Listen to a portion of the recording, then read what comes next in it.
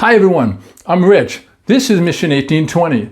You know, God specializes in finding and changing people that we often consider out of reach. And today we are going to learn about a man by the name of Nicodemus. You know, it took a while for Nicodemus to come out of the dark into the light, but God was patient with him. So if you're ready to learn more about this undercover believer, Nicodemus, then grab your Bible and let's dive right into this week's characters of the Bible. Let me ask you a question. Have you ever snuck out of the house at night to meet someone so your family or friends wouldn't see you? Maybe you were embarrassed or just downright afraid of what they might think of you. Well, if you have, you're certainly not alone in this, because Nicodemus is best known for secretly meeting Jesus at night because he feared being seen by the Jewish leaders because he was a Pharisee. He was really wealthy. And as Nicodemus, afraid of being discovered, well, he just went ahead and made an appointment to see Jesus at night because, quite honestly, any daylight conversation between Pharisees and Jesus, they tended to just be on the antagonistic side.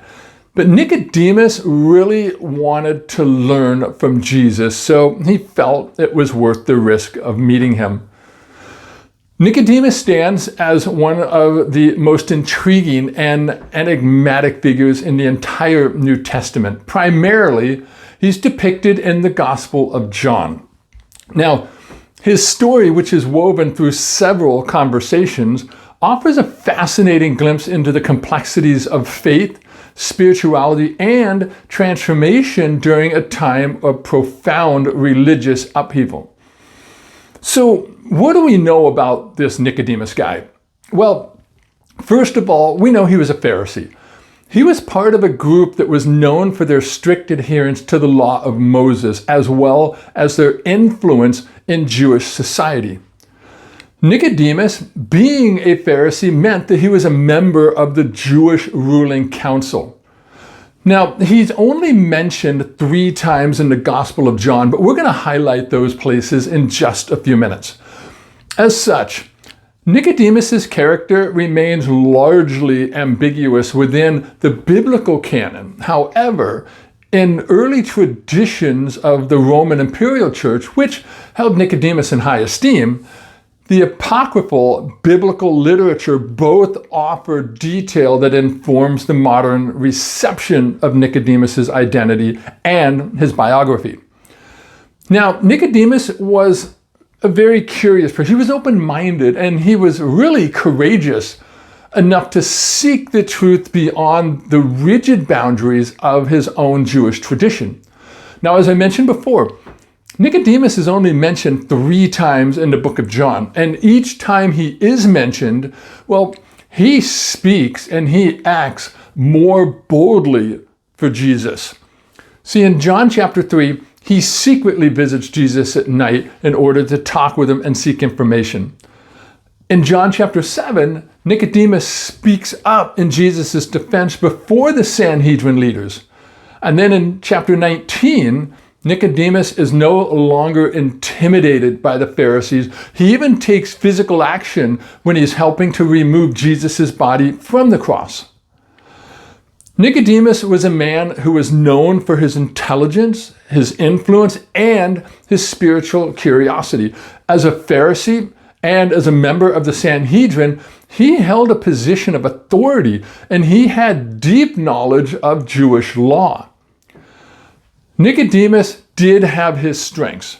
He was a strong man in several areas of his life, which included intellectual openness, because he was willing to question and to seek deeper truth, even speaking with Jesus in private to better understand his teachings. That's in John chapter 3. He also showed courage in defending Jesus before the Sanhedrin leaders. That's in chapter 7. And then later, he helps in Jesus' burial in John chapter 19. This was a bold move on his part because he was risking his reputation as a Jewish leader and teacher. But on the other hand, Nicodemus did struggle with fear and hesitation. See, while he sought the truth, he initially came to Jesus at night, most likely out of fear of being seen associating with him. His journey to full faith seemed gradual, showing uncertainty and caution in embracing that radical message of Jesus. And his story is one of growth. He was a man who moved from skepticism to eventual support and belief in Jesus. Nicodemus' faith may have developed slowly, like it does for a lot of people, but he acted in ways that demonstrated his commitment to Jesus. Christian tradition has it that Nicodemus was baptized by Peter and John. He suffered persecution from hostile Jews, that he lost his membership in the Sanhedrin, and he was also forced to leave Jerusalem because of his Christian faith. Now, unfortunately, we know really nothing else about Nicodemus from the scriptures, but there's reason to believe that he did become a follower of Jesus. But was he saved? Well, unfortunately, the Bible doesn't directly tell us that, but I think it's safe to assume that he was saved. All right, well, that is pretty much all that we know about Nicodemus. So I hope this helps you to better understand who he was in the book of John. So God bless, and thanks for watching.